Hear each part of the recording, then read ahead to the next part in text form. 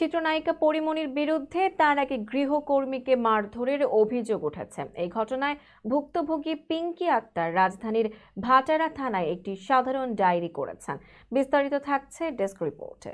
এখনো যদি বাচ্চাটার কাছে আমি যাই, ওই পরীমনি না, পরীমনির বাবার ভুলেও যদি থাকে, বাচ্চাটা শুধু আমাকে এক নজর দেখছে, তাও আমার কাছে চলে আসছে। গালিগালাজ কিছুক্ষণ পরে আমাকে চাপড়ানো শুরু করছে। উনি আমাকে কয়েকটি বাচ্চা তোকে কে শিখাইছে। ভাটারা থানার ওসি মোহাম্মদ মাজহারুল ইসলাম জানান, পরীমনির বাসার গৃহকর্মী নির্যাতনের অভিযোগের বিষয়ে তদন্ত চলছে।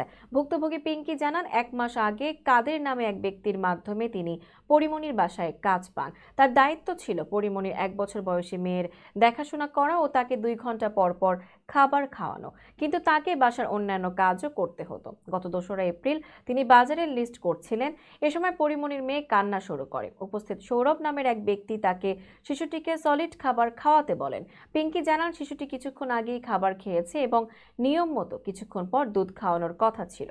এ সময় পরীমনি মেকআপ রুম থেকে বেরিয়ে এসে পিঙ্কিকে গালিগালাজ করেন ও কেন দুধ নিচ্ছেন তা জানতে চান।